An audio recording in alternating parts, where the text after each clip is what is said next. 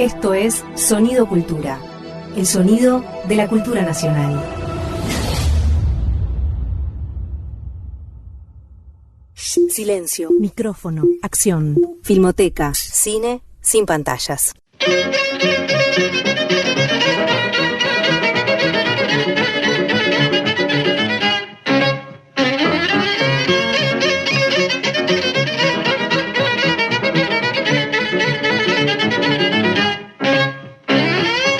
¿Cómo están? Bienvenidos a otra emisión de Filmoteca Cine Sin Pantalla. Estamos acá con los amigos Fiorella Sargenti y Roger Cosa. Yo soy Fernando Martín Peña y, como siempre sucede, vamos a desarrollar un tema a lo largo de este programa. Y el tema del programa de hoy es el tema de los cómicos, que no es lo mismo que hablar de comedia, ¿no? El cómico es algo en la historia del cine bastante específico, bastante peculiar. La comedia también. Y se la suele confundir, porque efectivamente hay algunos cómicos que han hecho comedias, pero no todas las películas cómicas son comedias, ni todos los cómicos son comediantes. No sé si soy claro. ¿Qué piensan ustedes? Qué lío. Un nudo, ¿no? Qué lío. Pero en todo caso podemos salir fácilmente. ¿Qué gusto tiene la sal? Dulce. Yo de chica nunca entendí por qué le entregaban sus chupetes a Balá. Era muy hija única, se ve que también era muy conservadora, liberal en lo económico, y eso era como, era mío, era propiedad privada, ¿por qué se me iba a dar? Decía yo, me acuerdo que miraba a los nenes y decía, ¿por qué se lo dan? Si es de ellos, ¿por qué? No me causaba gracia igual. El chupetómetro, ¿verdad? Sí, sí. Creo que has abierto una válvula en mi cabeza que por alguna razón la tenía Sí. tapada, no sé qué puede pasar. Iban los nenes y dejaban el chupete y los metían en el chupetón. Y yo no entendía, decía, ¿por qué dejan su disfrute y su objeto favorito y se lo dan a este señor? No entiendo. De flequillo. En fin, bueno, en la historia del cine hay desde luego una época esplendorosa para el cómico, no para el comediante, aunque también, que es la época muda, ¿no? Es decir, y así como hay diferencias entre el cómico y el comediante, también las hay en los distintos estilos de comedia en los que estos tipos se formaban, ¿no?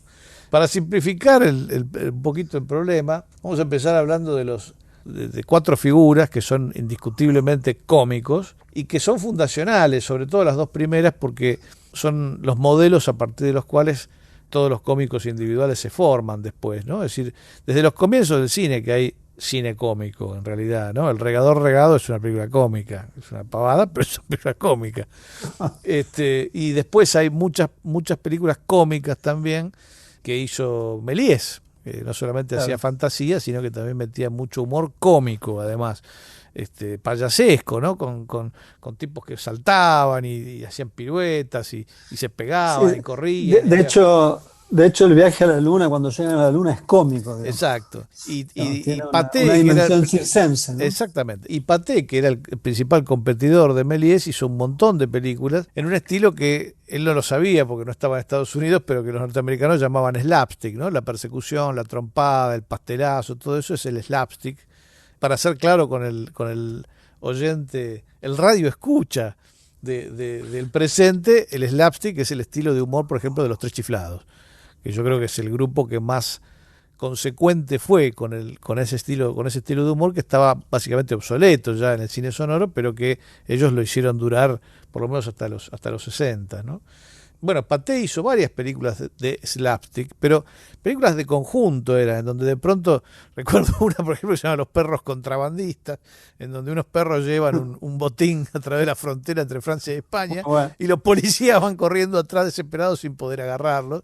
Hay un montón de cortos en ese estilo, y nunca se individualizaba un cómico, ¿no? Es decir, la gente se podía reír con la situación, pero no tenía con quién identificarse. Y entonces aparece también en Pathé Max Linder, que hace algo que realmente es por primera vez en la historia prácticamente, que es definir un personaje, lo que implica pensarle a ese personaje una psicología. Una psicología de ficción, por supuesto, pero es una serie de parámetros a través de los cuales el actor que interpreta a ese personaje sabe que ese personaje hace algunas cosas y no otras. Hace algunas cosas que producen gracia, pero no cualquier cosa graciosa. Porque claro, esa Sí. psicología define un carácter.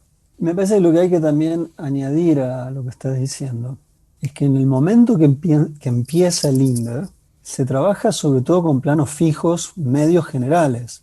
Entonces, la posibilidad de la expresión facial es menor que la posibilidad de la expresión física del cuerpo entero.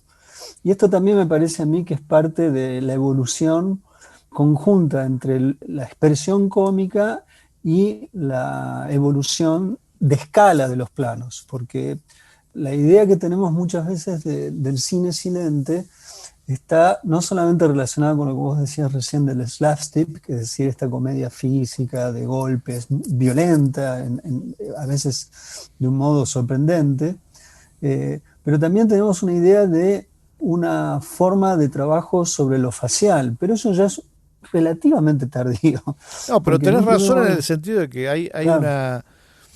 un maquillaje prioritariamente grotesco Ujú. en estas otras películas que mencionábamos antes, en donde se priorizaban los arquetipos, ¿no? Es decir, el policía tenía siempre unos bigotes y unos que lo identificaban rápidamente como un policía, pero todo era muy sencillo y grotesco. Linder no usa ese tipo de maquillaje, Claro.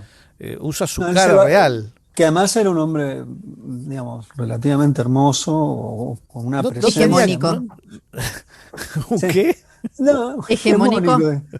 No, no, ¿No? no, no sé, pero por lo menos no era flacucho.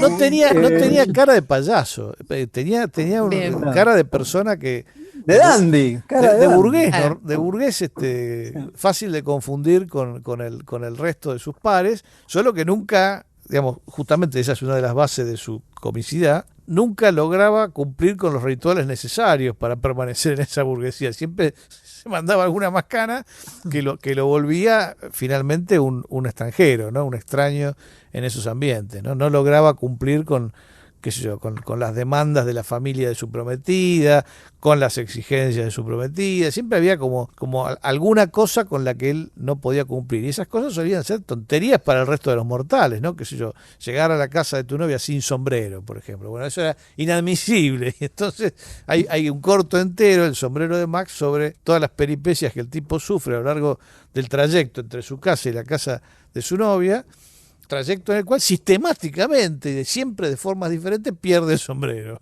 ¿no? Y entonces tiene que recuperarlo o comprar otro, etcétera. Pero el tipo siempre tiene un aspecto de persona común con la cual uno se podría encontrar por la calle en 1910, ¿no? O sea, Totalmente. Ujú. Pienso antes todavía de lo que decía Roger de los planos, que como qué interesante, más allá de la historia del cine, ir como a la precuela de eso, al entretenimiento y a esos primeros o desde malabaristas, titiriteros en las calles, ¿no? Y cómo eso termina evolucionando y cómo convierte, o sea, relaciona y vincula el cine y el inicio del cine, obviamente, directamente con eso, con entretenimiento. Después, obviamente, todo lo que hablamos acá siempre, el arte y demás, pero como no puedo no vincularlo con la forma como más primitiva de entretenimiento, que es eso, alguien en la calle haciendo alguna de estas cosas que después llegaron al cine, y esa transformación también al nuevo medio, desde, como decían recién, el maquillaje y la gesticulación, hasta los nuevos límites. Claro, estos tipos son justamente los que logran la transición de una cosa a la otra, pero porque proceden de la otra. Es decir, lo que vos decís es fundamental, porque si no, no se explican las destrezas de estos tipos, que las desarrollaban en general frente al público, en distintas formas del espectáculo.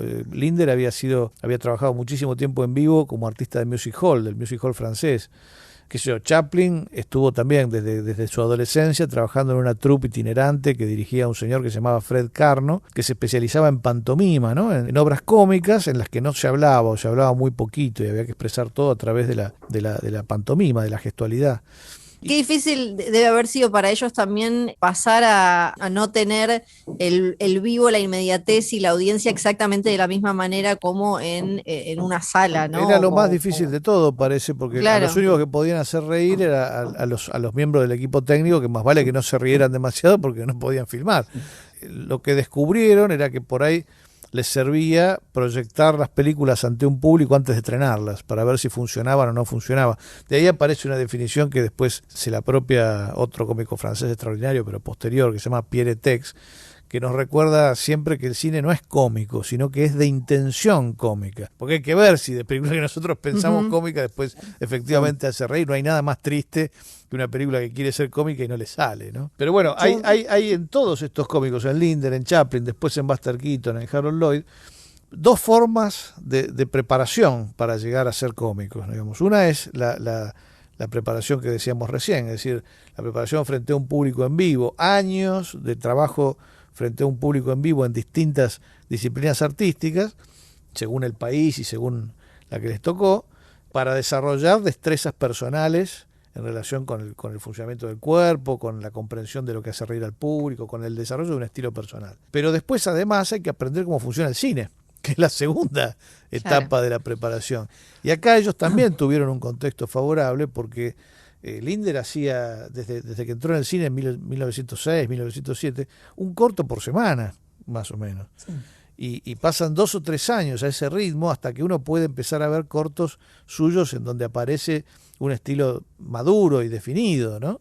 Que además lo vuelve una figura internacional, de las primeras figuras internacionales reconocibles que el cine fue tuvo. La primera estrella, ¿no? Sí. A mi juicio. Y se dio cuenta de casualidad, se fue de viaje de vacaciones a España y lo paraban por la calle y el tipo inmediatamente volvió y le pidió un aumento a Pathé.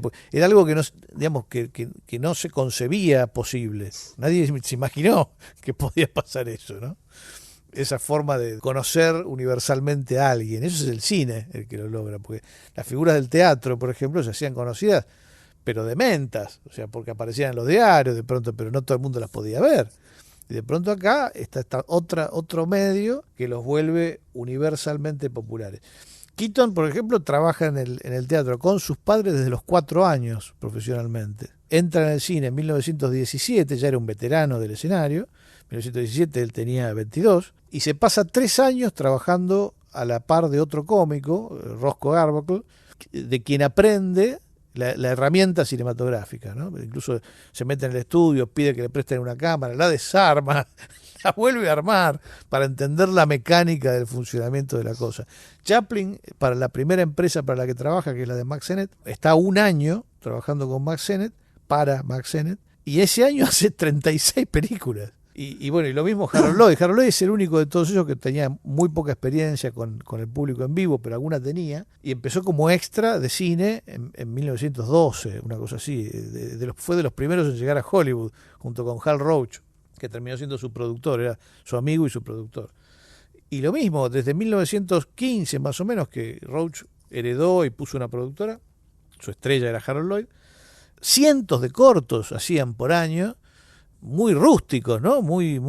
Pero que también les daban una enorme experiencia para después ir refinando. Bueno, cuando uno se pregunta por qué no hubo cómicos de ese calibre en el cine posterior, y bueno, porque no tuvieron esta doble preparación previa. Esto era lo que los volvía excepcionales a estos tipos, ¿no? Lo que vemos nosotros es el emergente, es lo que sobresale del iceberg después de muchísimos años de trabajo y de preparación. Por un lado está la comicidad, el gag, pero hay algo que siempre me ha resultado no solamente enigmático, sino pedagógico, pero en el mejor de los sentidos, más allá del humor, es la construcción en estas películas, no solo en términos del género, sino más allá del género, del tiempo de las escenas, del ritmo. Para mí eso es una de las cosas más notables para entender. Cada vez que veo una película, no de este tenor, sino películas contemporáneas, y veo que no tienen ritmo, siempre cuando me piden algún tipo de devolución, yo insisto, mira, nunca está de más volver a ver ciertas películas del periodo silente cómico, porque ahí uno puede entender en base a qué el plano se llena de ritmo. Y esta me parece que es algo genial en sí mismo, en tanto proeza de la invención del ritmo en el plano. Y por el otro lado, entender que gran parte de la comicidad está constituida en torno a un tiempo de espera, que puede ser mínimo, una expectativa que nunca coincide, porque eso están todos ellos. Y lo genial para mí es que no se improvisa eso se piensa. Entonces poder imaginarlo, escenificarlo y al mismo tiempo trabajar en el ritmo para que eso genere sorpresa y gracia, es realmente un trabajo de una finísima inteligencia. En este sentido yo me animo como a decir algo respecto de... No es tan primitivo en un sentido acá.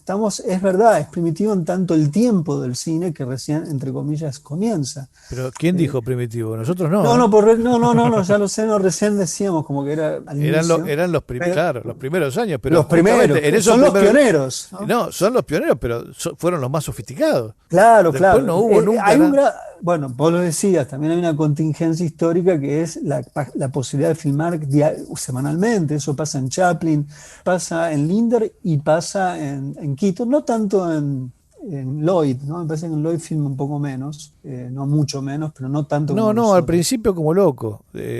Hasta que él encuentra el personaje de los anteojos, pasan como 4 años. El tipo está filmando sin parar. Después saca el pie del acelerador, pero todos hacen lo mismo. A medida que refinan su estilo, les cuesta más también encontrar ese ritmo que decís y las ideas para generar. El gran desafío para todos ellos, que es también la contracara de este periodo de gracia en tanto las posibilidades de filmar una y otra vez, es que la llegada del sonoro podía poner en juego esa sofisticación, digamos. No solamente había un cambio, obviamente, de naturaleza de representación, sino que introduciría algo inesperado hasta ese momento, que era la dimensión lingüística, digamos, del humor. Pues otro tipo. También ahí podemos hacer una distinción entre la comedia y lo cómico, en otro sentido, ¿no? Sí, la comedia no es que no haya existido en el cine mudo, la hubo también, y de hecho, por ejemplo, la productora esta que puso Hal Roach, el socio y amigo de Harold Lloyd, se especializó en hacer, salvo en las películas de Harold Lloyd, se especializó en hacer comedia más que cine cómico, ¿no? El cine cómico lo hacía Mack Sennett, practicaba el slapstick y todo esto. Pero de ahí salen también esas dos líneas que permanecen hasta hoy. Hoy hay poquísimos cómicos en realidad, pero comedias hay todo el tiempo, y de hecho el término sitcom viene de situation comedy, la comedia de situaciones en donde la trama es mucho más importante que la proeza física, digamos, o que la patada, la persecución, el puntapié y qué sé yo. Lo que pasa es que lo interesante de estos 4 tipos es que definieron estilos propios, ¿no? Es decir, intransferibles, como la cédula, a partir de distintas formas del humor que se practicaban desde antes, porque el slapstick es una forma del humor, y hubo cómicos que nunca salieron de ahí, como los Tres Chiflados que decíamos recién, o Roscoe Arbuckle, que fue el que introdujo a Keaton en el cine, o Mack Sennett, nunca salieron del slapstick. Pero estos 4 sí, tenían sus raíces ahí, pero también hacían parodia, hacían sátira, ¿no? Hacían distintos tipos, había distintas tradiciones humorísticas que venían de las distintas formas teatrales, pantomima, como decíamos antes. Lo que hicieron estos 4 fue sintetizar eso y elegir de cada una de esas corrientes herramientas para definir el estilo propio, ¿no? Y de hecho creo que Lloyd contaba que los gagmen, los tipos que escribían chistes, no, es una manera de decir, sugerían, ¿no? En rodaje, no se escribía nada. Vamos a hablar de eso después. Eran más o menos los mismos, salvo Chaplin, que no trabajaba con nadie. Lloyd, Keaton, Harry Langdon, tenían más o menos siempre los mismos tipos dando vueltas. Y ellos funcionaban como especie de editores en jefe, que decían, no, este para mí no, este es mejor para Keaton. Pero yo no lo puedo hacer. ¿Y qué se sabe de la relación que tenían con el público? Porque me intriga como mucho eso ahí, en esto de tener que ir a ver cómo reaccionan y cómo como sentían, entre comillas, como la calle y de dónde absorbían todo eso, cuál era como el ida y vuelta con el vínculo, si era solo observar, si era meterse, si había ¿cómo era ese ida y vuelta? Para todos los cómicos la capacidad de observación es fundamental, porque mucho de lo que hacen en sus películas es imitativo. Algunos más que otros, ¿no? Es decir, Chaplin era un imitador extraordinario. O sea, veía a alguien por la calle e inmediatamente imitaba la forma de caminar, la forma de moverse. Esa capacidad le permitía, por ejemplo, ser peluquero, por mirar trabajar a un peluquero, o tocar el violín viendo cómo tocaban el violín los demás. Es decir, tenía una capacidad sobrehumana para la imitación, ¿no? A partir de observar. Y otros cómicos posteriores como Jacques Tati también se caracterizaron por eso. Pero en el día a día, digamos, es muy curioso porque el más exitoso de todos no fue Chaplin, fue Harold Lloyd, que fue el que mejor interpretó al hombre de su tiempo y además fue uno de los más prolíficos, ¿no? Se esperaban de él por lo menos 2 películas largas por año durante la década del 20 o casi toda la década del 20, y él representaba a un joven norteamericano en general de pueblo que tenía la ciudad para triunfar, digamos, que a veces le era esquiva, otras veces no, pero era como una persona común que se enamoraba, digamos, que era absolutamente optimista, que si persevera triunfarás, ¿no? Todo eso en lo que creía una enorme mayoría del público norteamericano y probablemente mundial, hasta que en 1929 viene la depresión y tira esa fantasía por la borda, ¿no? Harold Lloyd representa en esos años el americano. Hombre, sí, al norteamericano de su tiempo, al norteamericano de su tiempo. Y de hecho él nunca hizo una película mala porque él se adapta perfectamente al cine sonoro, pero no se adapta a su personaje. Él sigue haciendo de joven optimista, qué sé yo, y atraviesa toda la época de la depresión y bueno, llega un momento en el que se da cuenta de que no se puede seguir y simplemente deja de filmar, porque no se da cuenta de que no está pasando nada. Y las películas son todas buenas lo mismo, ¿no? Pero no tienen nada que ver con lo que estaba pasando en ese momento. Él realmente fue el más exitoso de todos, hizo una fortuna gigantesca, se construyó una de las pocas mansiones que todavía existen, porque dejó tanta guita, sigue todo ahí ya en manos de no sé quién, y nunca tuvo ningún problema económico, nunca más, aunque prácticamente dejó de trabajar. Muy de vez en cuando, Preston Sturges lo convocó para hacer, justamente por esa característica de su personaje, ese representar al norteamericano de los 20, hizo una película que se llama El pecado de Harold Diddlebook, Semana sin miércoles le pusieron acá, y retoma, es como una especie de secuela de una de sus películas de los 20, ¿no? Es decir, ¿qué pasó con ese tipo que al final de la película termina triunfal con el transcurrir de los años? Bueno, ese triunfo resultó ser muy relativo, las promesas que le habían hecho en los 20 no se cumplieron nunca, y el tipo se transformó en un burócrata, digamos, en alguien totalmente gris, ¿no? Es una película muy interesante, ¿no? No muy lograda, pero muy interesante, y es muy interesante también que el propio Harold Lloyd se haya prestado para hacer eso, ¿no? Para hacer esa revisión de su personaje. ¿Por qué será que Harold Lloyd no quedó tanto hoy en la memoria y masiva, y sí Chaplin y Keaton? ¿Por qué no logró trascender? ¿Quedó muy atado a la época? ¿O? Sí, eso en parte, y probablemente también caprichos de la distribución. Él quedó dueño de todas sus películas y durante muchos años no le gustó que se vieran, porque decía que eran imperfectas, mostraba fragmentos. Entonces durante bastante tiempo fue muy difícil verlas también, y eso influye siempre, ¿no? Los que mejor se adaptaron al sonoro para mí son 2 cómicos que funcionan como uno, necesariamente eran 2, y que además habían trabajado muchos años separados y no pasaba nada, y es uno de esos milagros de la historia del cine. Se juntan por casualidad, porque uno reemplaza a un actor que se accidenta, y aparecen Laurel y Hardy. El creativo era Laurel, Hardy era un extraordinario actor, que era el gordo, y la combinación entre los dos fue mágica. O sea, Hal Roach contaba que el público empezó a pedir películas con esos 2 tipos. O sea, fue algo totalmente fortuito, ¿no? Y ellos sí, por el estilo cómico que tenían y qué sé yo, viene el sonoro y ni se dieron cuenta. O sea, Keaton no pudo adaptarse a las formas de producción del sonoro, a Chaplin le costó muchísimo, aunque siguió haciendo una película cada tanto. Bueno, Linder murió en 1925, así que del sonoro ni se enteró. Pero Laurel y Hardy no fue un problema para ellos, fue una cosa muy singular, y además aprovecharon el sonido para agregar música y canciones a sus películas. Y lo que vamos a escuchar es una curiosidad, se llama El camino del pino solitario, que está sacado de una película suya Allá en el lejano oeste.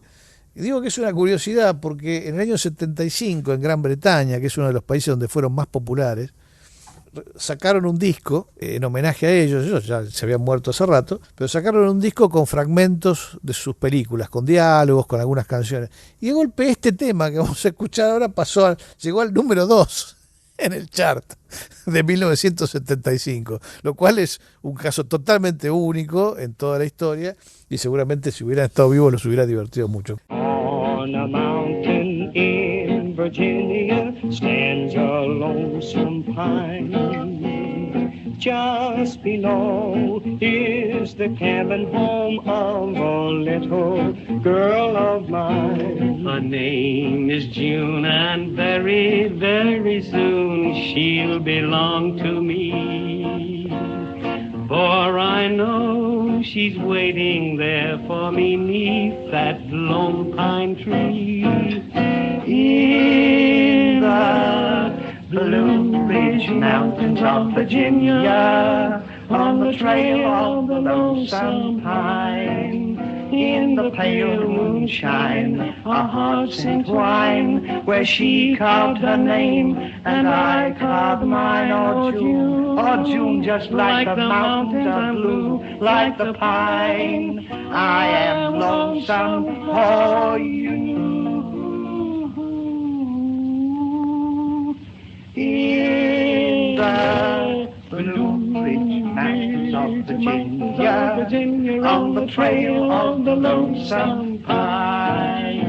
In the Blue Ridge Mountains of Virginia, on the trail of the lonesome pine. In the pale moonshine, our hearts entwine, where she carved her name and I carved mine. Oh June, like the mountains I'm blue, like the pine, I am lonesome for you. In the Blue Ridge Mountains of Virginia, on the trail of the lonesome pine. Filmoteca, el cine sin pantallas.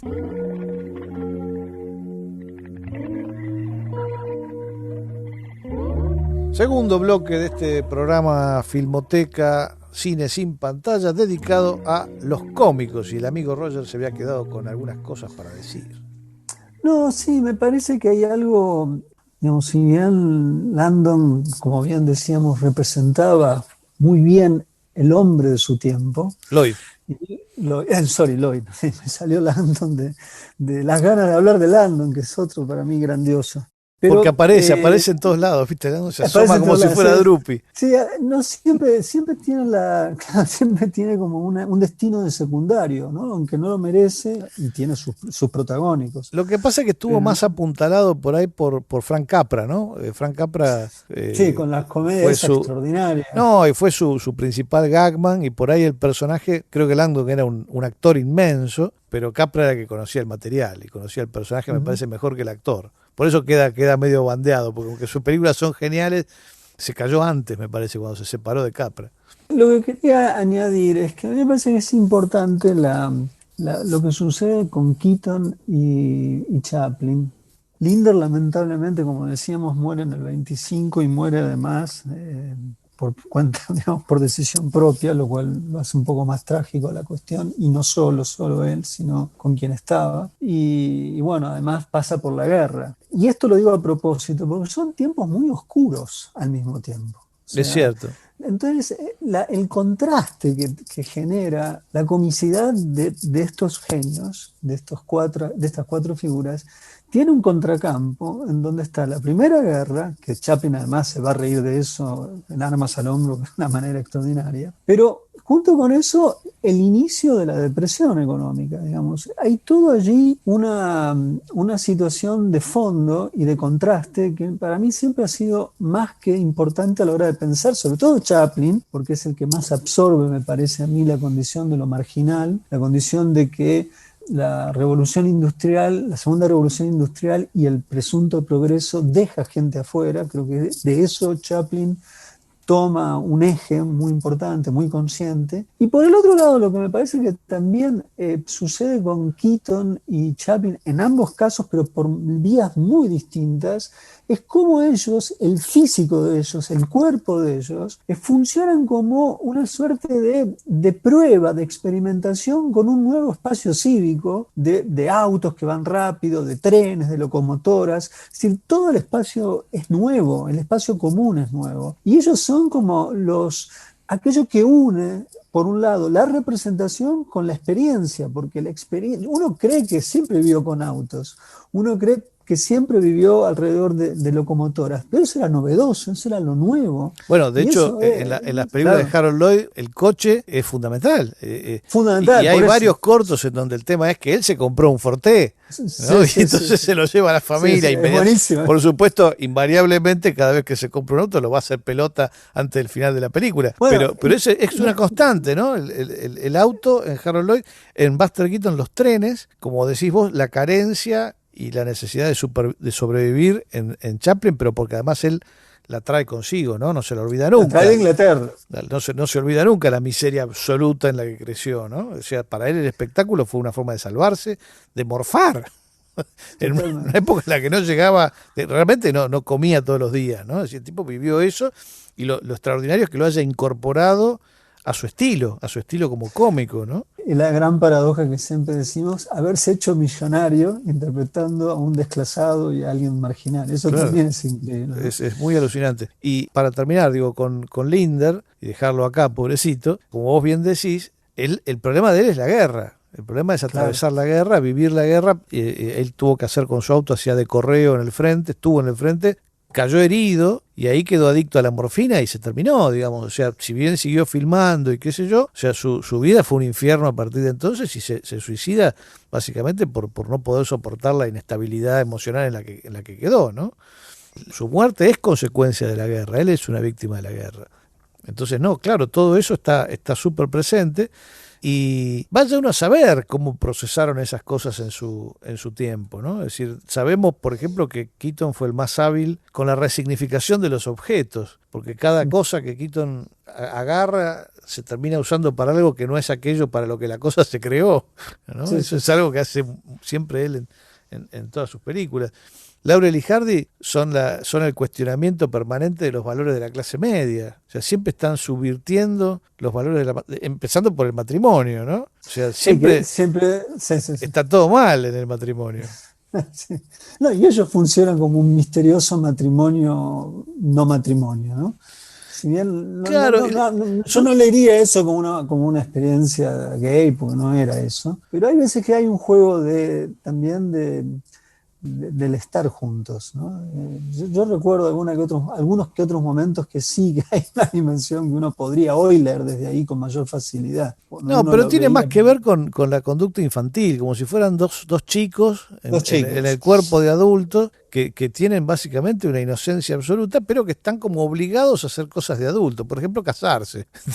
Y entonces sus transgresiones, sus pequeñas subversiones son decir que, bueno, que van a ir a una junta muy importante, cuando en realidad se van a pescar con el amigo. Sí.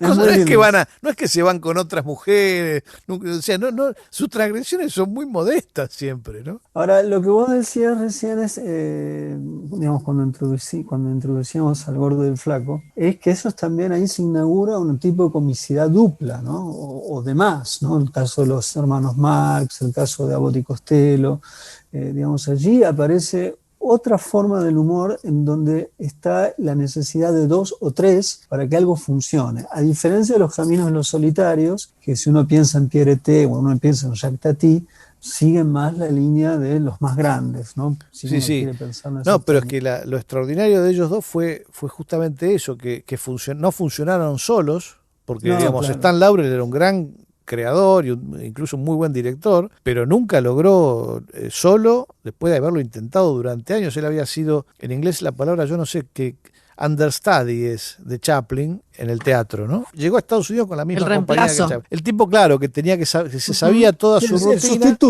sustituto. Sí.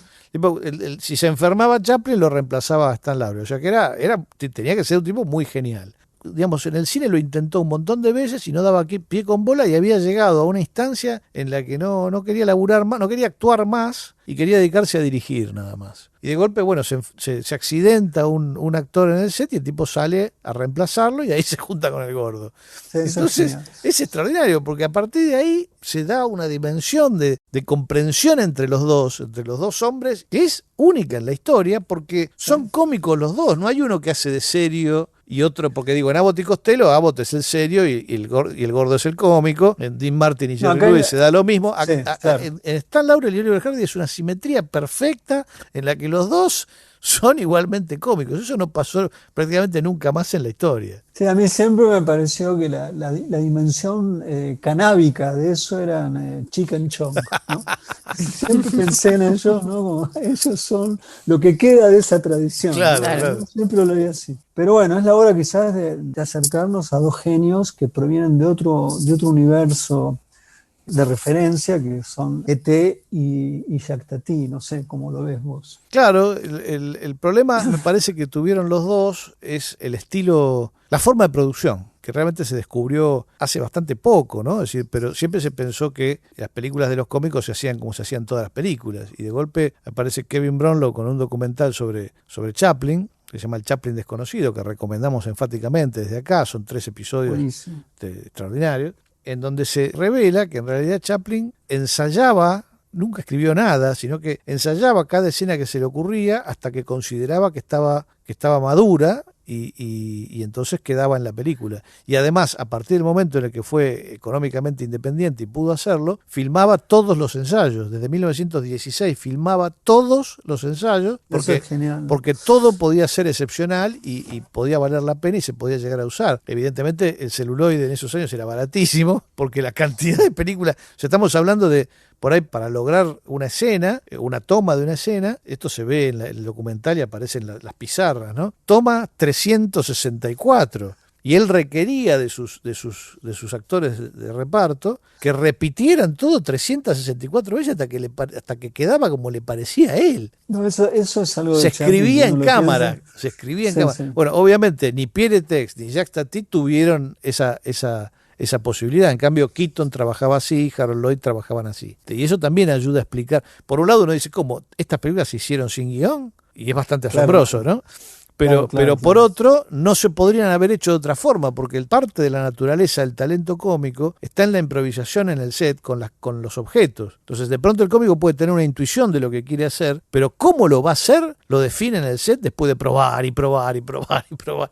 Y en los cortos de Chaplin, en los cortos del 16-17, hay básicamente una coreografía resultante de ese enorme trabajo. O sea, el tipo repite tantas veces que finalmente lo baila la escena, con la precisión de un bailarín, de un bailarín clásico. Es muy impresionante. Yo he escuchado cómo hoy algunos directores contemporáneos, en función de ser admiradores de Chaplin, y cuando te diga quién es, me va a decir, él, sí, él. Pedro Costa filma así. Ah, mirá. O sea, él me explicaba, digamos, que la emancipación en torno de su arte estaba dado cuando él pudo repetir lo que hacía Chaplin, que era trabajar en una unidad muy pequeña de trabajo porque tenía una cámara no muy costosa que él entendió cómo funcionar, y de pronto podía hacer una escena que, por ejemplo, está en Caballo Dinero, que es en un ascensor, y vos la ves, dura 7 minutos la escena. Entonces me contaba que había estado 2 meses haciendo eso, hasta que entendió que era lo que tenía que hacer. Y que el método es el de Chaplin, ¿no? Porque bueno, el cine digital en cierta medida podría lo permite, permitir. claro. Entonces, nada más que la gente que filma en digital parecía no dispensarle paciencia al arte que hacen, ¿no? Pero esa es otra razón por la que el cine cómico es tan escaso en el sonoro, porque es mucho más caro filmar así, o era mucho más caro, y entonces para un tipo como Tati o para Pierre Tex, desarrollar cada situación cómica, para ellos sí implicaba escribir, y en todo caso ensayar, pero sin filmar, lo cual era siempre una audacia, ¿no? O sea, por eso las películas de ellos son tan poquitas, ¿no? Ninguno hizo más de 5 o 6 películas. Un trabajo de creación extraordinariamente difícil y de mucho rigor, ¿no? El rigor de ambos dos, tanto de T y Tati, es verdaderamente asombroso, ¿no? Porque uno ve una suerte de geometría en la puesta en escena, la relación con los objetos, y a todo aquello que estaba en el cine silente adquiere aquí otro volumen, diría yo, pero con estas restricciones que estamos diciendo. Entonces la capacidad para que eso funcione es notable. Yo lo que sí creo que es el punto completamente propio de Jacques Tati y de T también, es el aporte que ellos hacen a la comicidad desde la creación sonora, que no está en el habla, o sea, no es una creación estrictamente, más bien todo lo contrario, no son personajes parlanchines, son directores que hacen del uso del sonido una dimensión cómica que evidentemente el cine silente no podía haber jamás concebido. No, resuelven el problema del uso del sonido de la mejor manera posible. Mejor manera. Inventan una forma de expresión del sonido que no puede ser suplantada por una imagen. Eso me parece el famoso gag del mosquito o de la mosca en el día de fiesta, donde sonoramente puedes hacer eso, pero lo pensó antes, porque el plano trabaja sobre, digamos, la profundidad de campo le permite, en un momento que el personaje está al fondo y luego está enfrente, pero pensó la molestia de la mosca antes y después, y el plano es uno, o sea que el sonido lo pensó antes. Y a mí eso me parece que es el gran aporte, en cierta medida, más allá de la lectura que yo podría también decir, lo que piensa arquitectónicamente Jacques Tati. No, pero es evidente que trabajaron el sonido con la misma libertad con la que se trabajaba antes la imagen, ¿no? Es decir, ellos le agregaron la dimensión sonora, donde todo el sonido es artificial, todo el sonido es un invento de ellos a posteriori. Entonces multiplican la eficacia cómica a través de sonidos que además son impensados, o la reiteración de ciertos ruidos. La puerta en las vacaciones del señor Hulot hace un ruido exasperante cuando se abre y se cierra, y dale con la puerta y el ruido de la puerta, hasta que realmente se transforma en un chiste en sí mismo, ¿no? Ese sonido. Es increíble. O la música también. Creo que sí, lo que ellos trajeron de original, o sea, tomaron mucho de los cómicos clásicos y lo que trajeron de original fue el sonido. Incluso entre lo que tomaron está también algo que vos mencionabas al principio, que es el uso recurrente, la valoración de vuelta en épocas en las que yo no se usaba tanto, del plano general, sin el cual el estilo de ellos no funciona, porque ellos entienden que el cómico trabaja, como lo habían entendido Chaplin, Keaton, Harold, con todo el cuerpo. Entonces el primer plano muchas veces sobra, no corresponde, ¿no? Y más en el personaje del señor Hulot, y más todavía en Playtime, importa el gran plano general y perder al cómico ahí.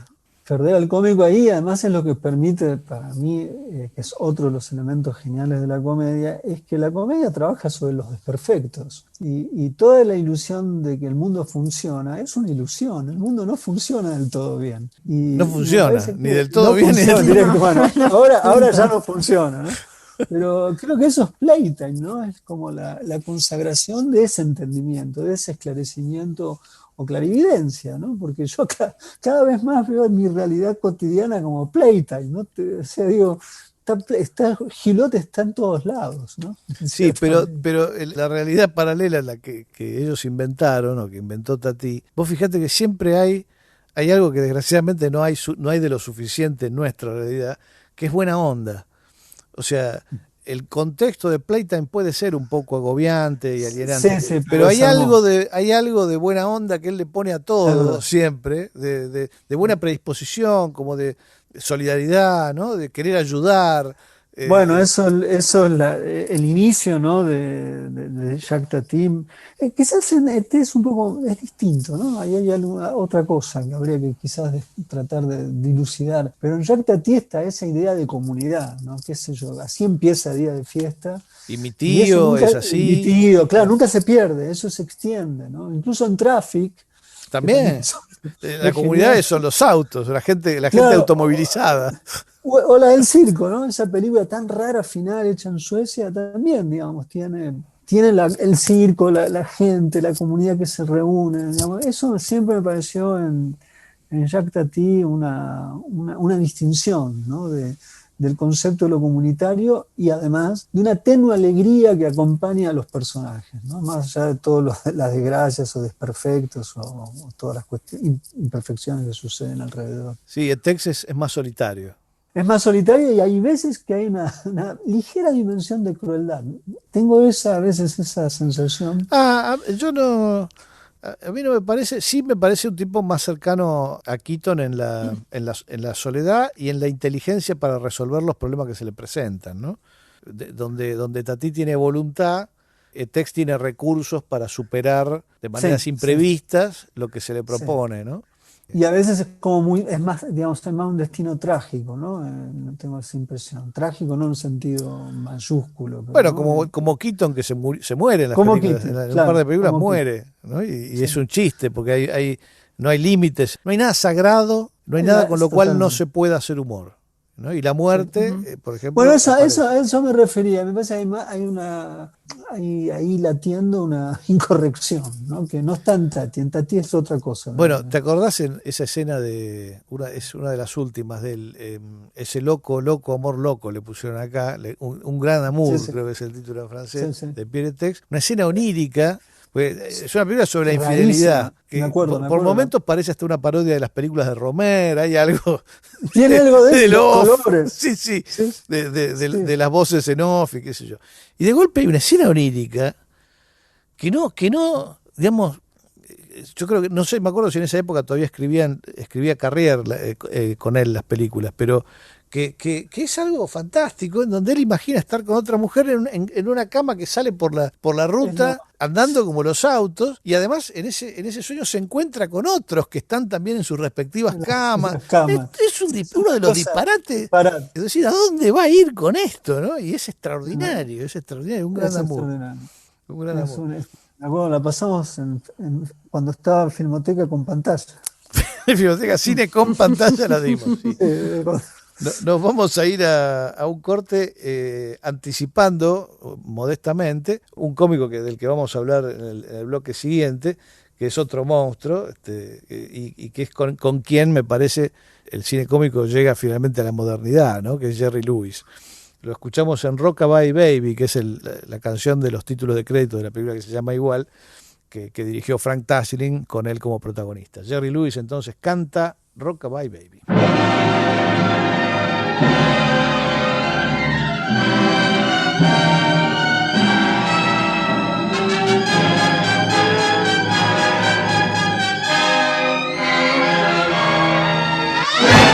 Rock-a-bye, my baby, in the treetop tall.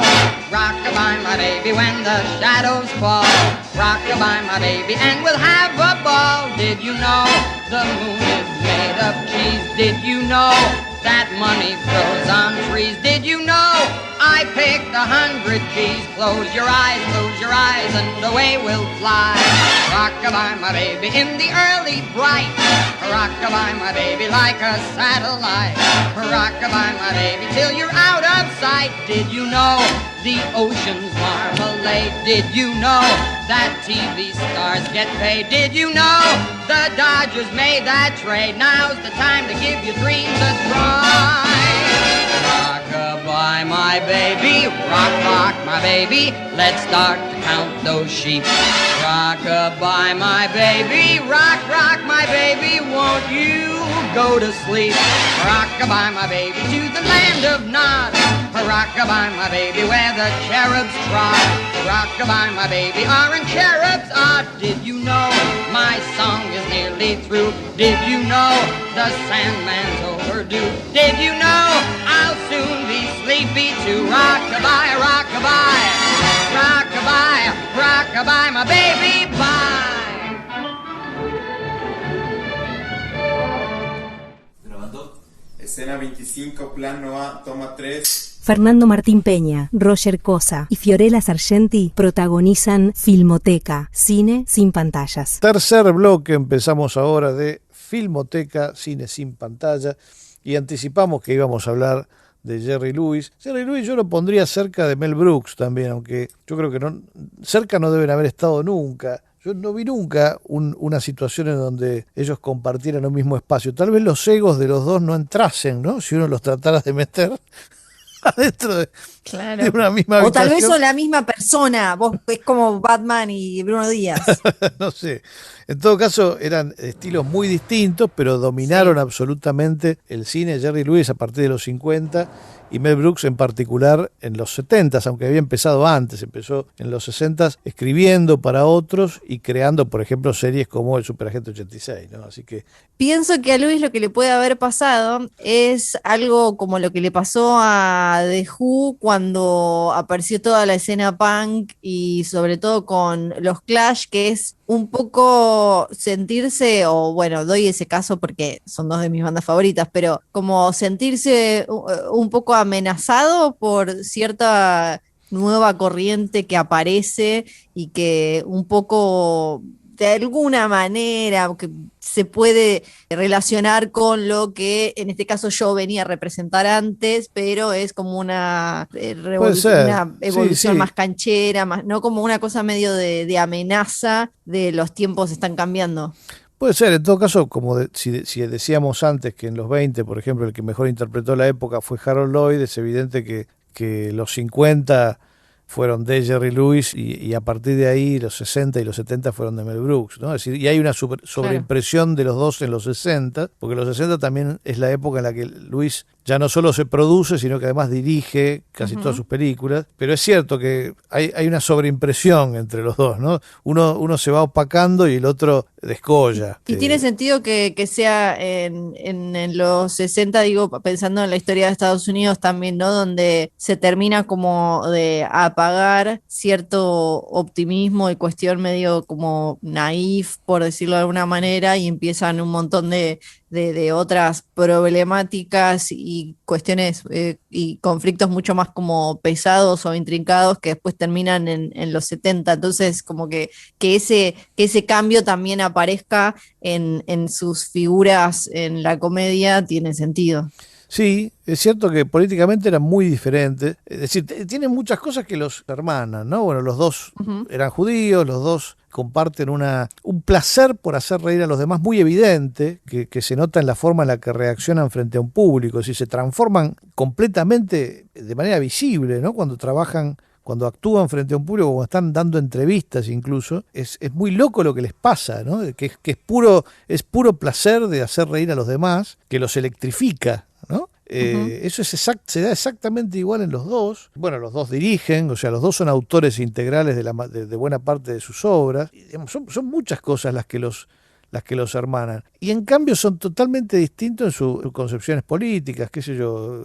Jerry Lewis siempre fue un conservador, republicano, votó a Trump, qué sé yo. Y Mel Brooks es todo lo contrario, ¿no? Es un históricamente progresista, un tipo claramente demócrata, aunque los dos, en tanto judíos, siempre se identificaron con los perseguidos, ¿no? Es decir, hay algo que tendría que ser ahí más afín y no lo fue.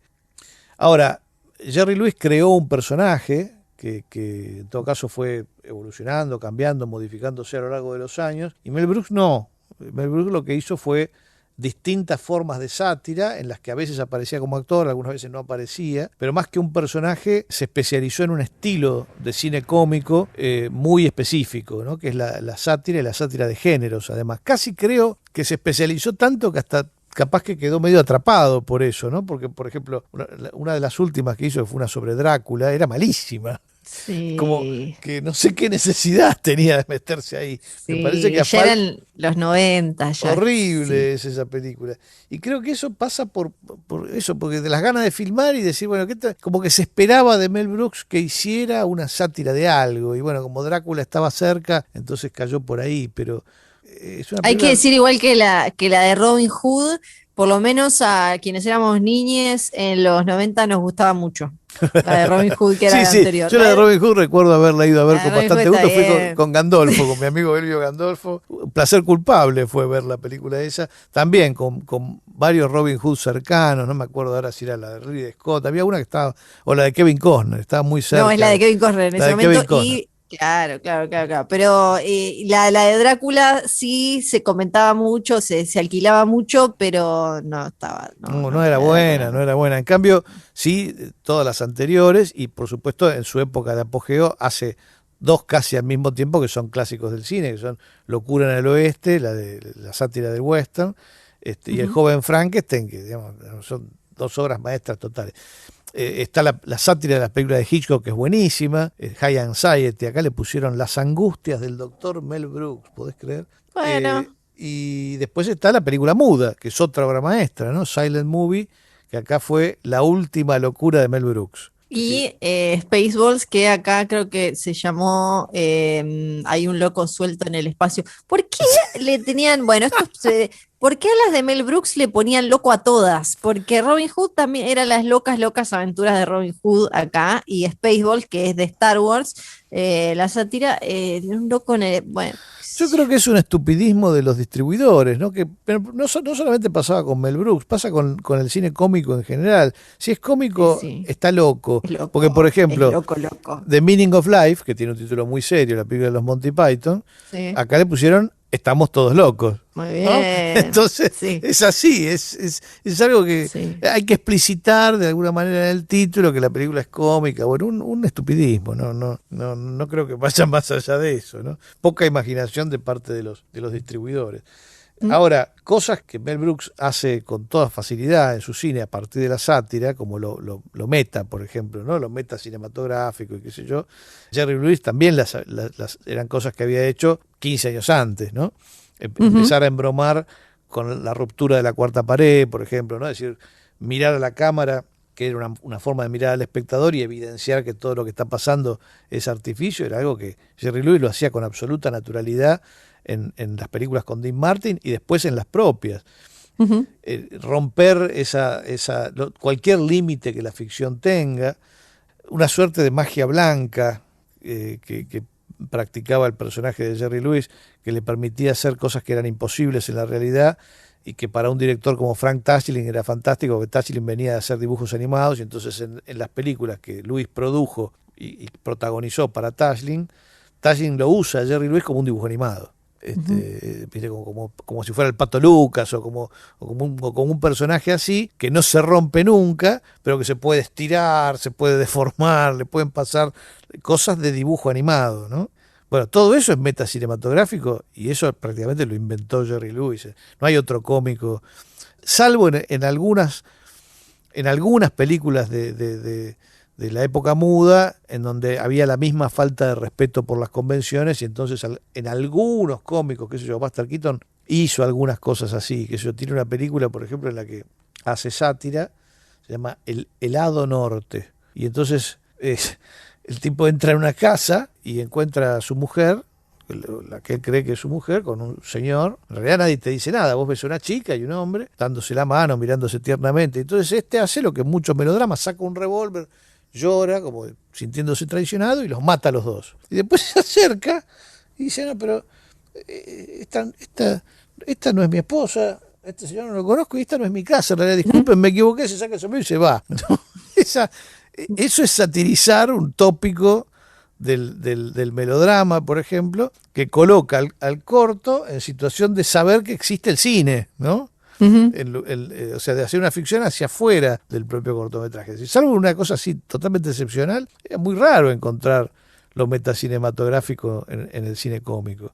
Algunos ejemplos hay, pero hay que buscarlo medio con lupa, ¿no? Jerry Lewis lo hace todo el tiempo. Todo el tiempo está mirando al espectador, buscando su complicidad, haciendo cosas que son en la realidad imposibles, es decir, cosas y gags de dibujos animados en los largometrajes, que era algo bastante difícil de sostener, ¿no? Porque ¿cómo haces un largometraje con un personaje de dibujo animado? Es raro, es difícil. Puede ser que lo que los diferencia también es como, y que yo por lo menos vinculo con este cambio social en un momento, es como cierta intención y la cuestión políticamente correcta, como que la búsqueda de Mel Brooks por de alguna manera como agitarla, por decirlo de alguna manera, y de Jerry Lewis simplemente desde la comedia y la comicidad y con esa intención final y ninguna otra como agenda.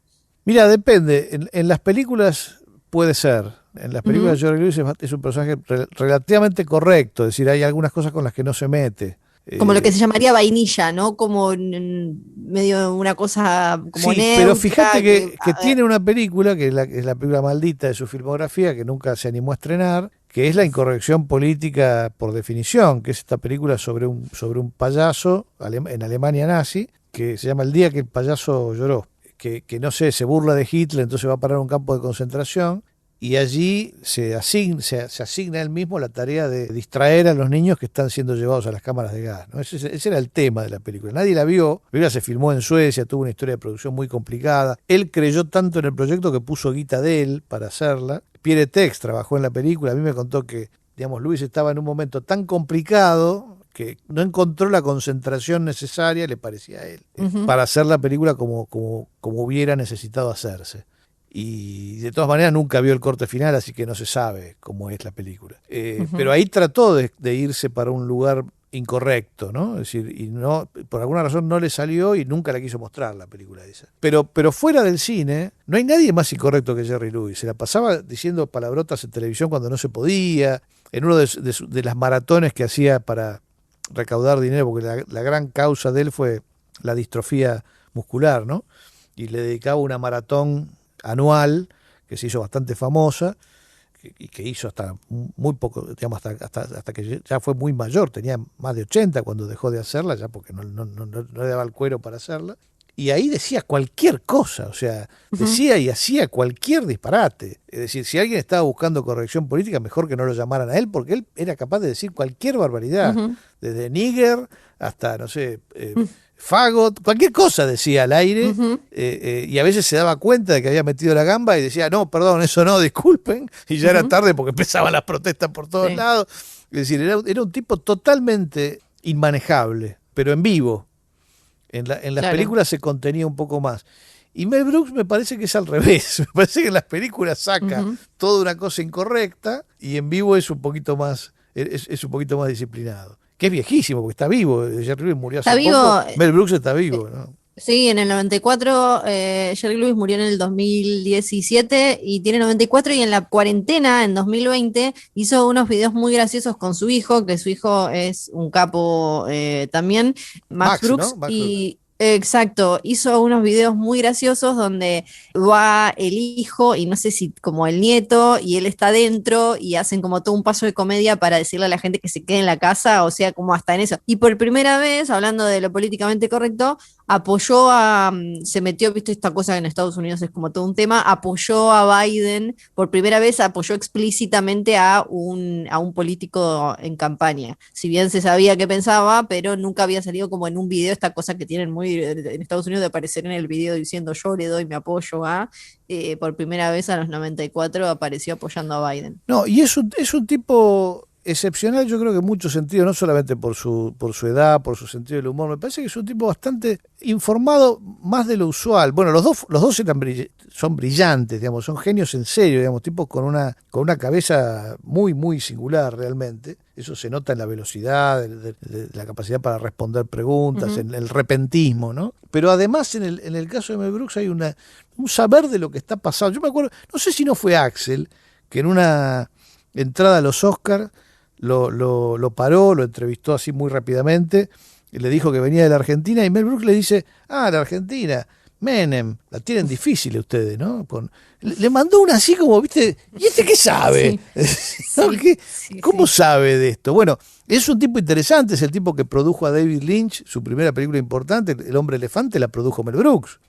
Cosa que se sabe poco porque él no se pone en los títulos, pero la empresa se llama Brooks Films. Cuando le preguntaron hace relativamente poco en una entrevista, dice, ¿pero por qué no está usted en El hombre elefante en los títulos, si es suya la película? Dice, bueno, porque me pareció que si yo, que soy el hombre que filmó los chistes con pedos más populares de la historia del cine, se ponía en una película que es una película seria, nadie se le iba a tomar en serio. La película es en serio. Entonces, si yo ponía que la habían producido, lo mismo La Mosca de Cronenberg es de él, es Brooks Films. Y una película que yo no sé si, creo que Jessica Lange ganó el Oscar por esa película, Frances, que es la historia de Frances Farmer, una actriz que la lobotomizaron, que tuvo una historia muy terrible, también es de Mel Brooks. Es decir, tiene una zona el tipo que casi nunca le preguntan por esa parte, que es rarísima, y ahí no tiene nada que ver con Jerry Lewis. Jerry Lewis nunca fue para ese lado, ¿no? Tiene una película seria también con William Holden, pero es otra historia, Breezy creo que se llama, una cosa así, que nunca la vi. Así que si quiso ir para ahí, nunca llegó, ¿no? Eso me parece que también es algo que los diferencia. Ahora, lo que nunca, otra cosa que los hermana, sería que ninguno de los dos trató nunca de ganarse un Oscar haciendo ellos mismos un personaje serio. Viste que es algo que con los cómicos pasa mucho, pasó con Tom Hanks, que era cómico, hasta que de pronto hizo Filadelfia entonces gana el Oscar. Sí. Yo soy de la generación que vio el traspaso, nací en el 80, fines del 84, entonces vi el traspaso, o sea, yo me reía con Tom Hanks en películas de comedia donde estaba con un perro, con la casa que se le rompía, Era cómico. con Splash y demás. Y después de golpe era, pero los que nacieron un poco después, en los 90, ya vieron solo el de Filadelfia, Forrest Gump, entonces era como cuando se encontraron con el otro de despedida de soltero, era como... pará, antes este chabón hacía películas con chistes de tetas. Sí. Es un proceso raro. Y se ve que es algo muy tentador, ¿no? Para salir a ganar el Oscar hay que dejarlo cómico. A Jim Carrey le pasó también en un punto, ¿no? Es decir, que también Jim Carrey hacía, qué sé yo, tonto y retonto, pero para tratar de hacer cosas un poco más serias, como si lo cómico fuera fácil, ¿viste? O fuera sencillo. Bueno, hay que dejar de lado eso y no sé, y dedicarse medio a otra cosa, abandonar lo cómico. Nosotros vamos a abandonar el bloque porque se nos está pasando el tiempo, pero no lo cómico, y lo vamos a abandonar precisamente con una canción de Mel Brooks, que siempre pone canciones en sus películas, igual que Jerry Lewis, que también lo hace. Pero esta es una canción particular, yo no sé si creo que no está incluida en la película, y es una de las cosas más incorrectas de toda su historia cómica, que es el rap de Hitler. A Mel Brooks le preguntan si él es el inventor del rap, y él dice que sí, porque hizo este rap de Hitler para ser incluido en la película Ser o no ser, que es una remake de un clásico de Lubitsch. Yo creo recordar que la película no está, pero sí está en un videoclip que se hizo para promocionar la película, con unas bailarinas que están uniformadas de la Gestapo, bueno, toda una cosa rarísima, y en donde por supuesto se menciona a la Argentina. El rap de Hitler es el tema con el que nos vamos al corte.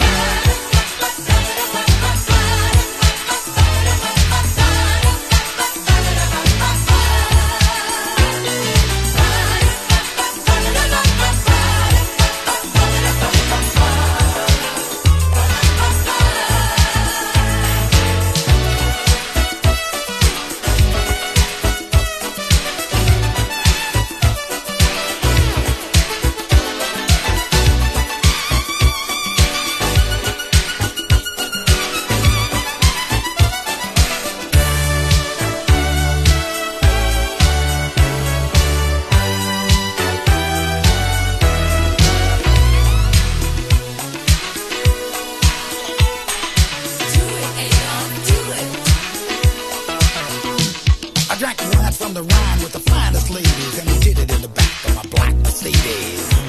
I was on a roll I couldn't lose. Then came D-Day, the birth of the blues. Jacks and the bricks started raising cane. Those guys were pissed, it drove me insane. People all around me started swallowing pills. Let's face it, folks, we was going down the hill. Berlin was crumbling, we was under the gun. Time to look out for number one. So I grabbed a blonde and a case of beer. Said the Russians are coming, let's get out of here.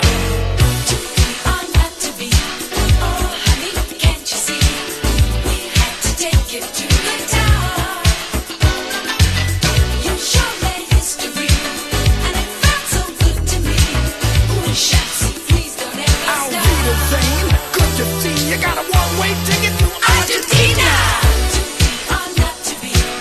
Oh baby, can't you see? We gotta take you to the top. You're making history, and it feels so good to me. Why don't we do it till we drop?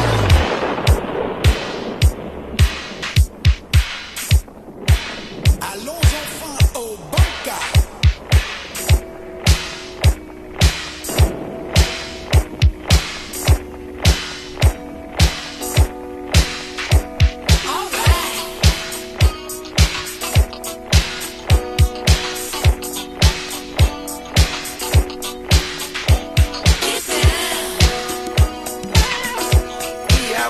Of making you dance. All right.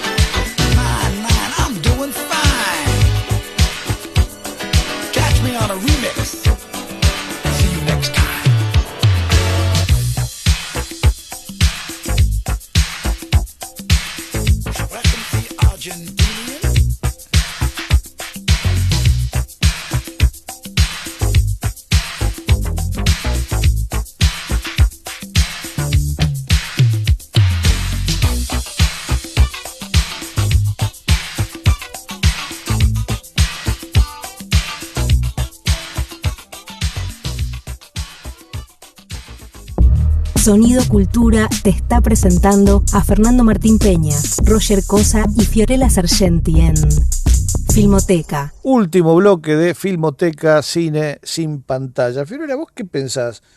¿Hay cómicos hoy en día? Ay, qué difícil, porque... Se los llevó todos el Oscar, ¿no? O sea, Steve Martin, Tom Hanks, Jim Carrey. Sí, yo creo que sí, me es muy difícil también no pensar en Saturday Night Live a la hora de pensar en cómicos si hablamos de Hollywood, como recién que hablábamos de Mel Brooks, de Jerry Lewis. En las últimas décadas me es imposible, porque ahora podemos hacer un repaso y casi todos pasaron por ese legendario programa que ya tiene como más de 40 años.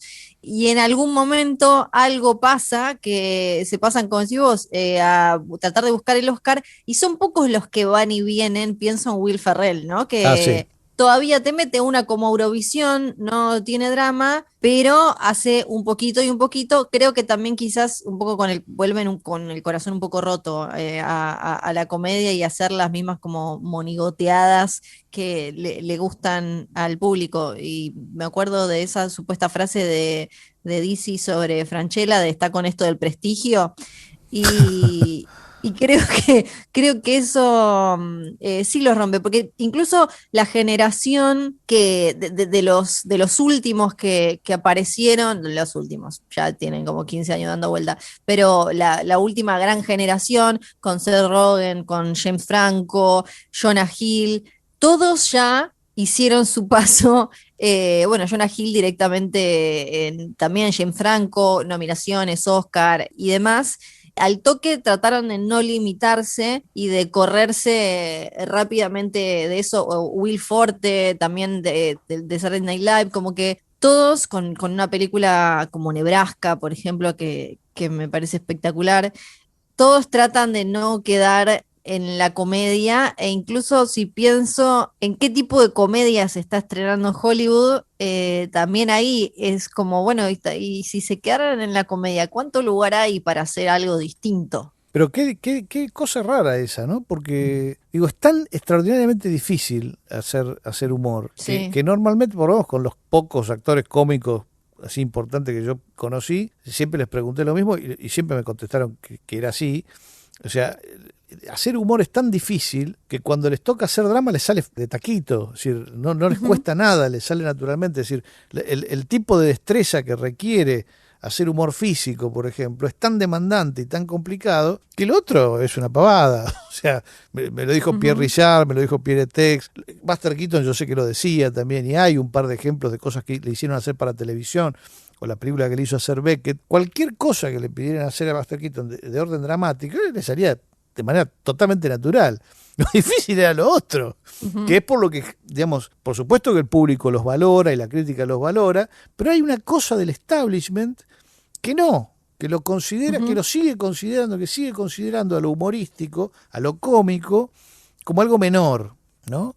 En su momento, en el 28, le dieron un Oscar, el único Oscar que le dieron hasta el final de su vida a Chaplin, que después le dieron uno honorario, pero en el 28 le dieron un Oscar por haber hecho El Circo. Entonces, como no entraba en ninguna categoría y era genial, entonces le dije, bueno, tomá, es una especie de, como un Oscar por haber hecho esta película extraordinaria, y no jodas, ¿entendés?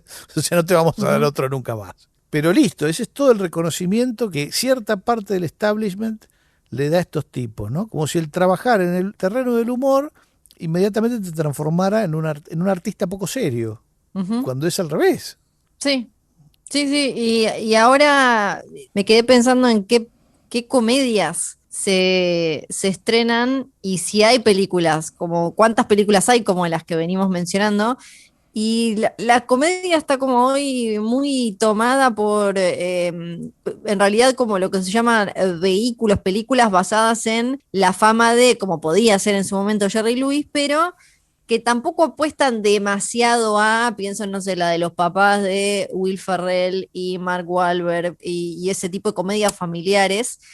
Tampoco demasiado, y tampoco se juegan ni con ninguna idea nueva, y sátira también hay muy poca. ¿Y los ¿no? Farrelly Como, qué pasó? ¿Qué fue de los Farrelly? ¿qué están haciendo? No sé ¿Qué ha sido de los Farrelly? ¿Qué están haciendo? Vamos a buscar. Mientras me quedé pensando también en que cierto estilo de humor como más físico, me parece que se sigue encontrando, acá deberíamos llamar como cine negro de Estados Unidos, o sea, de la comunidad afroamericana, que acá no nos llega porque es como, está todo nicheado, ¿no? Y está hecho como esto es para, pero ahí todavía se encuentran las películas de Tyler Perry, por ejemplo, tienen mucho de eso todavía, como de la cuestión corporal, un poco medio slapstick. ¿Las mujeres? ¿Hay mujeres cómicas? Yo creo que sí, que tuvieron que irse por una cuestión de techo de cristal, que también ya hablamos acá y demás, tuvieron que irse más a la tele para explotar ahí y todavía tienen más espacio en la televisión que en el cine, me parece, y que en el cine todavía las comediantes quedan enganchadas siempre a alguna especie de comedia romántica. O sea, sí tiene que haber un elemento romántico.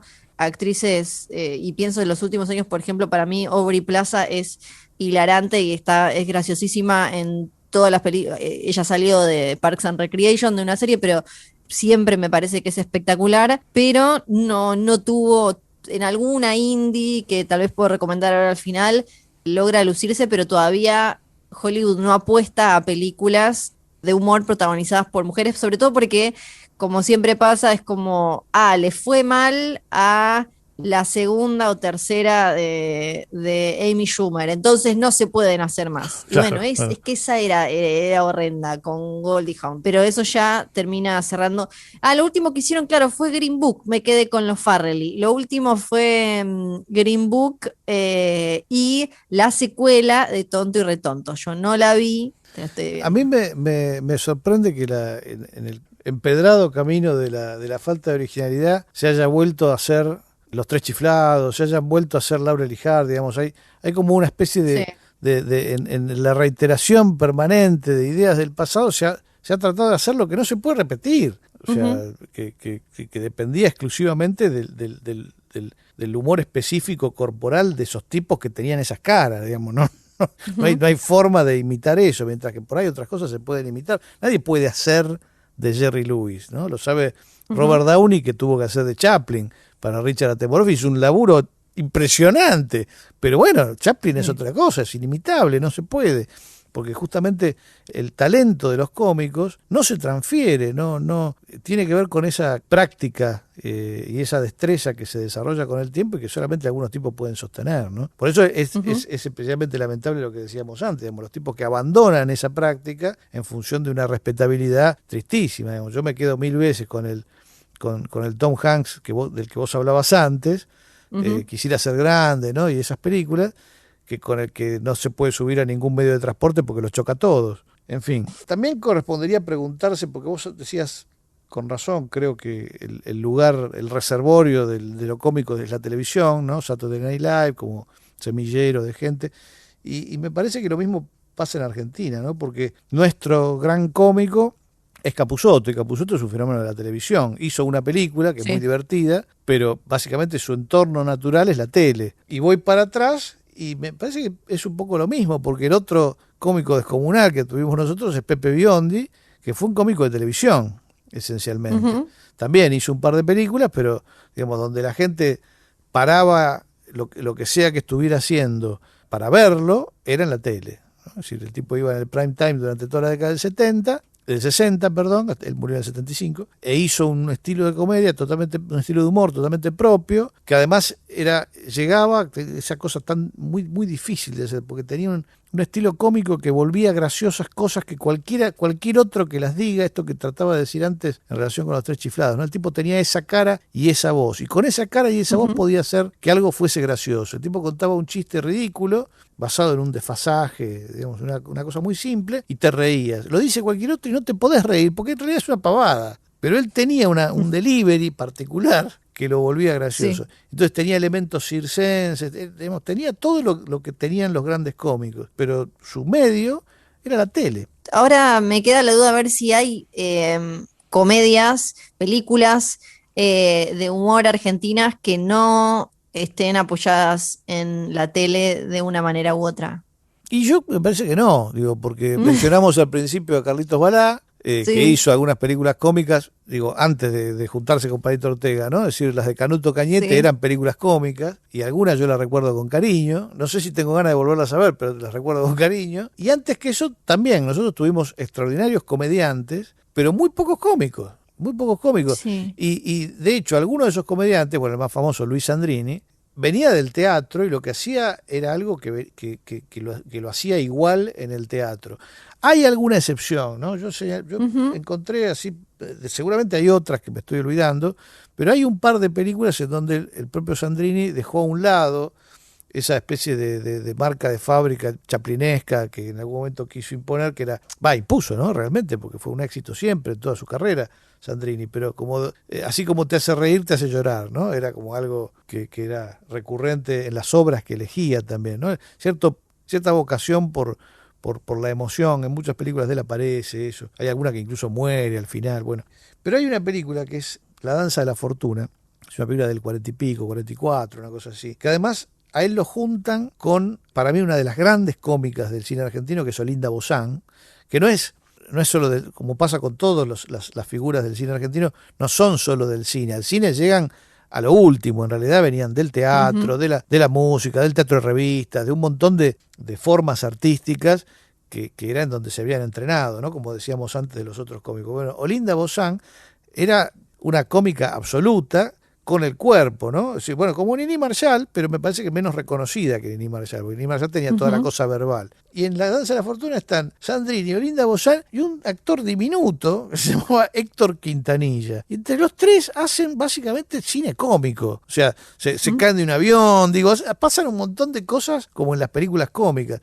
Después también con Quintanilla hay una sátira del western, que debe ser del 50, 51, que se llama El último cowboy, que está filmada en Mendoza, que tiene muchos chistes tipo los de Mel Brooks después, ¿no? O sea, los anacronismos, digamos, un montón de cosas que vienen del cine cómico. Y después los otros cómicos que hubo en el cine argentino son los 5 grandes del buen humor. También tenían como talentos que venían de la radio, porque ellos venían de la radio en realidad, o de formas así, de otras formas artísticas, pero en algunas películas le encontraron la vuelta a lo cinematográfico y hacían algunas cosas sorprendentes.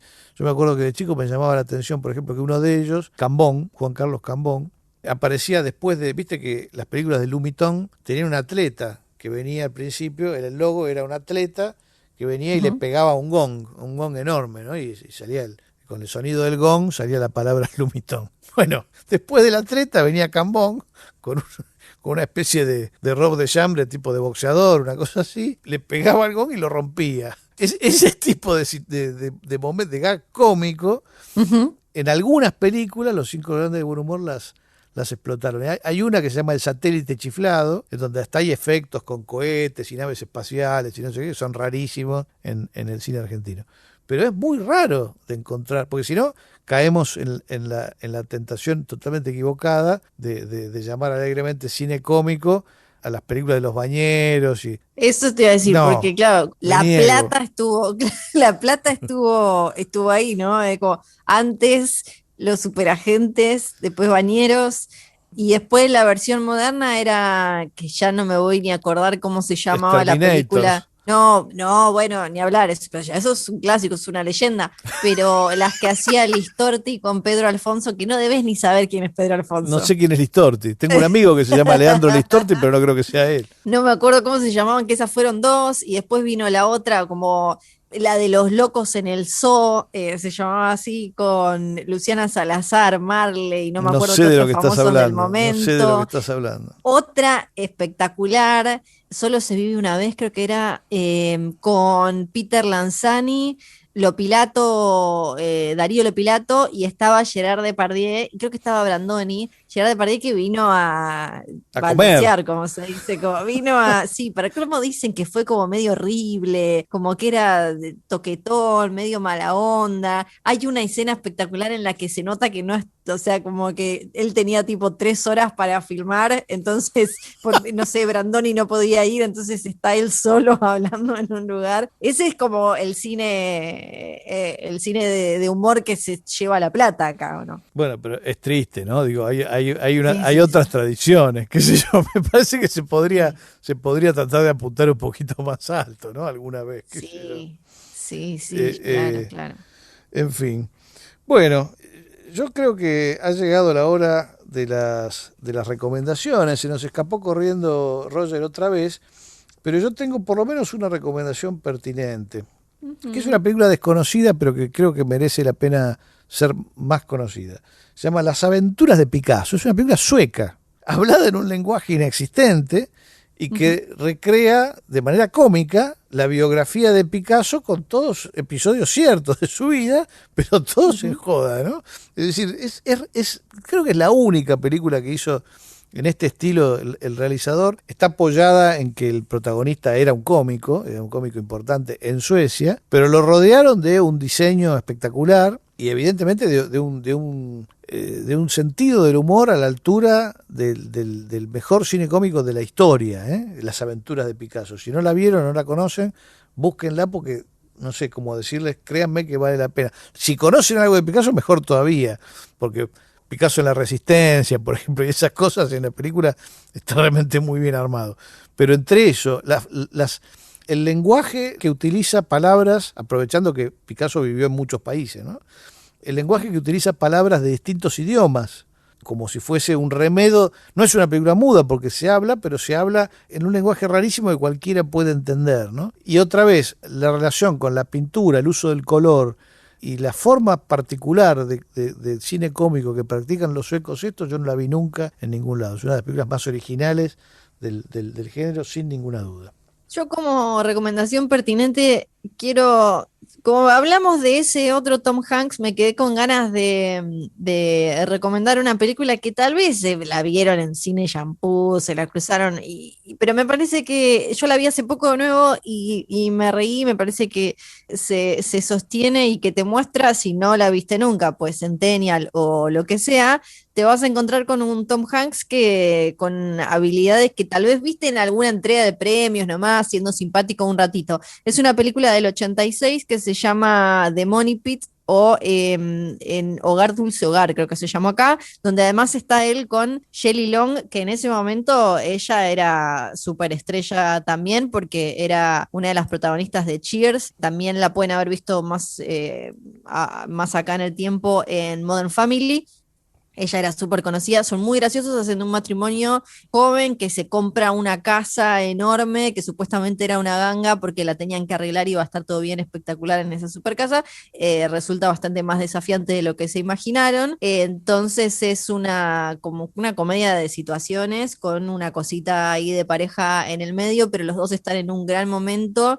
Y te muestra un Tom Hanks que se parece más a los comediantes del principio del programa, ¿no? Como que mencionábamos esta cosa de pisé un escalón y me dio la madera en la jeta y estas cosas que ahora no es otro Tom Hanks. Entonces me parece que está buenísima. Si no la vieron, The Money Pit, y está en plataformas. Estaba en Netflix hasta hace no mucho tiempo. Escondida por ahí. Sí, está ahí, hay que buscarla, pero aparece.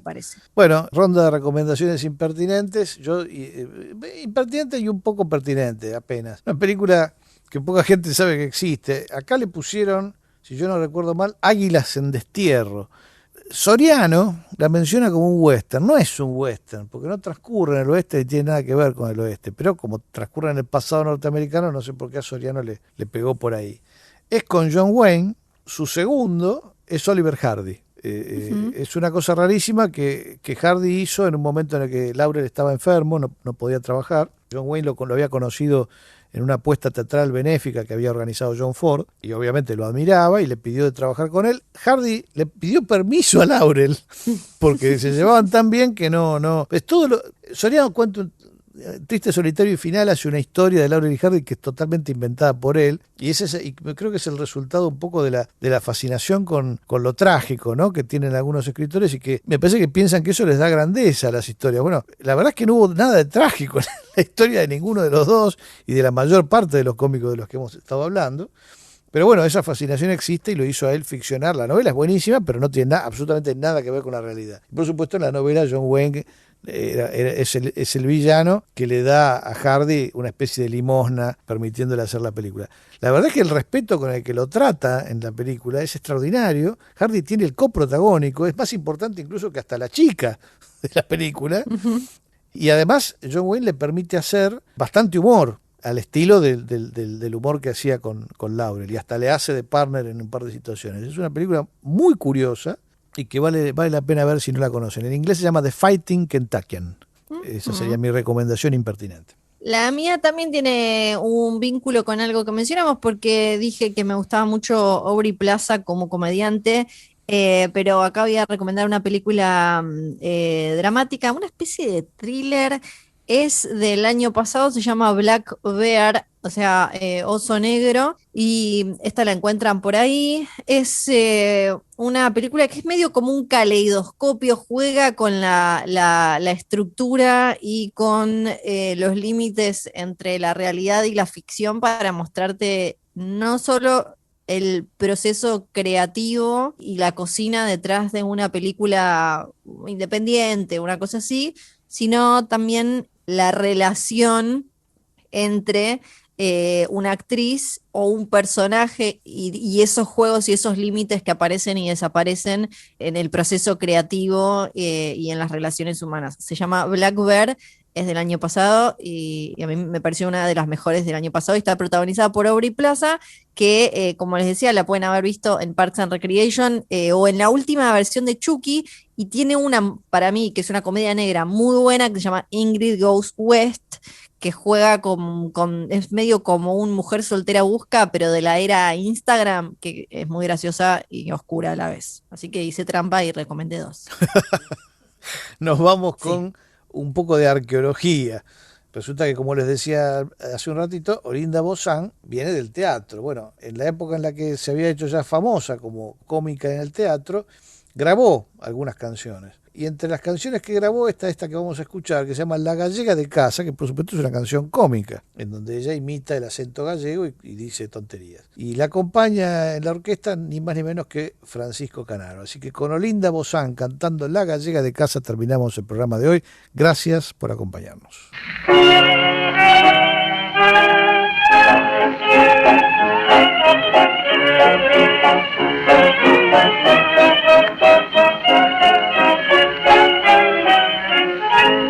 Espera un momentito. Oigan cómo la gallega de casa aprendió la japonesita. Para zafarme de un gran señor de Coruña he venido aquí. Me resulta que ahora tengo un amor de este país. Como bueno, muy bueno es. Más que bueno me parece un gil y me canta por las noches cosas que hay que traducir y que no se pueden decir. La gita sácala del baúl. No sabes tú que cada 2 se bajan y es el Jockey Club.